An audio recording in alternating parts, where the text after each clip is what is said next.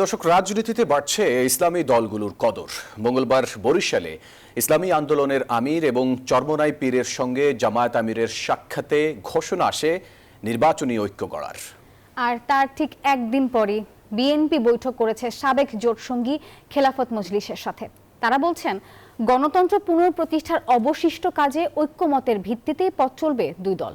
প্রয়োজনীয় সংস্কার শেষে সুষ্ঠু নির্বাচনের প্রত্যাশা খেলাফত মজলিসের। নির্বাচনের আগে বরাবরই বাংলাদেশে গুরুত্ব বাড়ে ইসলামী দলগুলোর। ভোটের হিসেব নিকেশে ইসলামী দলগুলোকে কাছে টানার চেষ্টা করে বড় দলগুলো। এবারও তার ব্যতিক্রম নয়।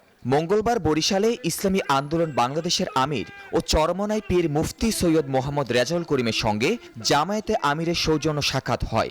এরপর থেকে জোরদার হয় ইসলামী জোট গঠনের আলোচনা। তার একদিন পরেই বিএনপির সঙ্গে খেলাফত মজলিসের বৈঠক। দীর্ঘদিন পর গুলশানে বিএনপির চেয়ারপারসনের কার্যালয়ে দুদলের নেতাদের উপস্থিতিতে এই বৈঠক অনুষ্ঠিত হয়। বিএনপির স্থায়ী কমিটির সদস্য নজরুল ইসলাম খান বলেন, কোনো ইসলামী জোট নিয়ে দুশ্চিন্তা দেখছে না তাদের দল। যারাই আন্দোলন সংগ্রামে যুক্ত ছিল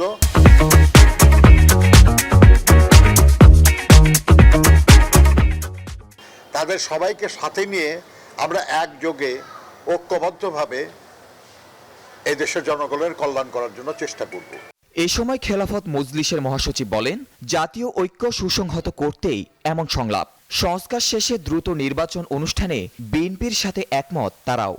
সবাই কিনা জাতীয় ঐক্য সাধন করা, জাতীয় ঐক্য হচ্ছে 5 আগস্ট যে ঐক্যটা হয়েছিল এটা অটুট রাখার। কারণ ইতিমধ্যে কিছু ভিন্ন চিত্র আমি দেখতে পাচ্ছি। এই জন্য আমরা তোমার হচ্ছে বিভিন্ন ঐক্য জাতির স্বার্থে আজকে ঐক্য করা জরুরি বিষয় আমরা মনে করি। এই জন্য আমরা বিএনপির সঙ্গে আলাপ করতে এসেছি এবং আলাপ করে আমরা এবারে একমত হয়েছি। এদিকে দুপুরে জাতীয় প্রেস ক্লাবে এক আলোচনায় বিএনপির স্থায়ী কমিটির আরেক সদস্য আমির খুসরু বলেন, গণতান্ত্রিক প্রক্রিয়ার বাইরে গিয়ে সংস্কারের সুযোগ নেই। প্রয়োজনীয় সংস্কার শেষে সুষ্ঠু ভোটের প্রত্যাশা তার।